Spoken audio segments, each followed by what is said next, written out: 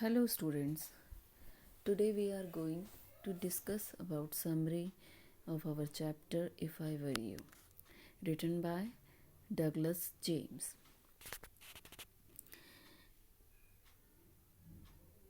Here Gerard is a cultured playwright. He lives in a small cottage. He does meet many people. He is to go out soon, but before he does so, an intruder enters his cottage. बेटा chapter हम एक बार को पढ़ चुके हैं और आज हम इसे समराइज़ कर रहे हैं। तो जिराड हमारा जो मेन कैरेक्टर है वो एक प्ले राइटर है और he lives in a small cottage. और यहाँ पे वो अधिकतर क्योंकि वो एक प्ले राइटर है और लोगों से मिलता जुलता रहता है। एक दिन अचानक an intruder enters his house. The intruder is a criminal and has a gun in his hand. He bumps accidentally against the table.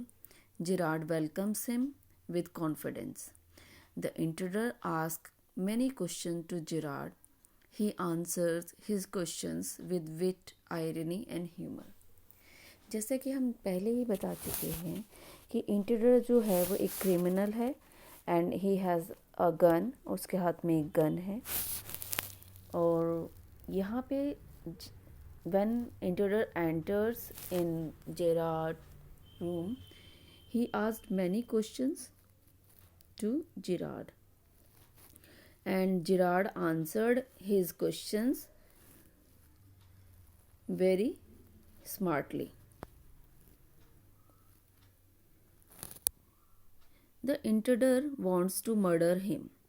अब इंट्रूडर यहाँ पे बताता है कि वो उसे मारना चाहता है and live as Gerard because he looked like him. और वो फिर जिराड की आइडेंटिटी लेना चाहता है ताकि वो जो उसका क्रिमिनल वाली लाइफ है वो ख़त्म हो जाए और he will become Gerard and take his identity.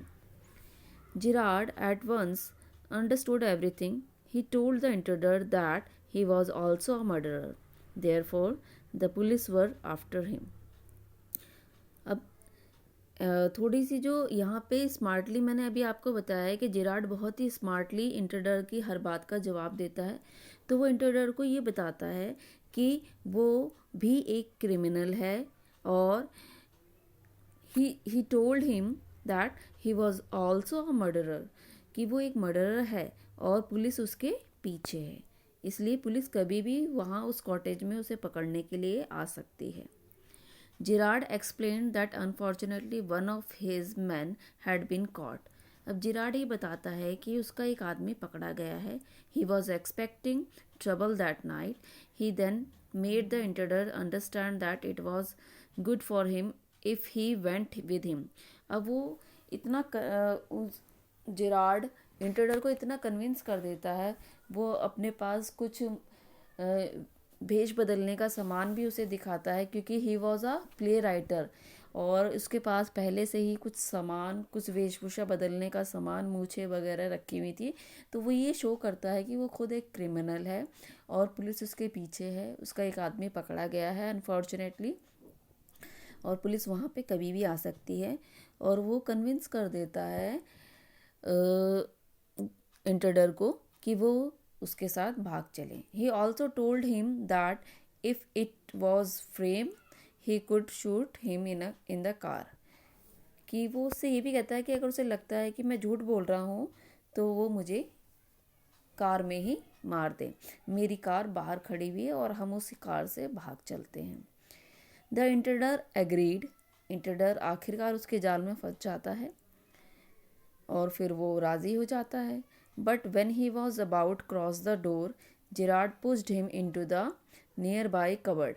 अब जिराड का जो रूम था उसके पीछे एक पर्दा डला हुआ था और पर्दे के पीछे एक दरवाज़ा था। अब जिराड ऐसा प्रिटेंड करता है कि वो जो पर्दे के पीछे जो डोर है वो उस कॉटेज का बैक डोर है और वो दोनों वहाँ से भाग जाएंगे. But it was not a back door of that cottage, it was a door of a cupboard.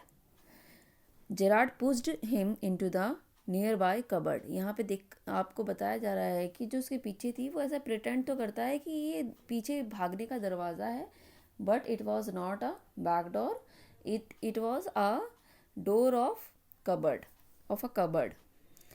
He pushed him into the cupboard and thereafter he telephoned the police for his arrest. और उसके बाद वो police को call करता है और फिर उस इंटरडर को जो उसे मारने आया हुआ था वो स्मार्टली उसे टेकल करता है, हैंडल करता है और उसे अपने जाल में अपनी बातों में फंसाकर उसे अलमीरा में कबर्ड में बंद कर देता है.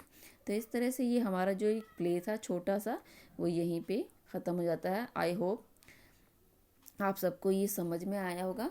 समरी हमने जो समराइज़ किया है यहाँ पे जो मेन बेसिक पॉइंट्स थे उन्हें समराइज़ किया है. तो मुझे ऐसा लगता है कि आपको ये चैप्टर समझ में आ गया होगा. Thank you.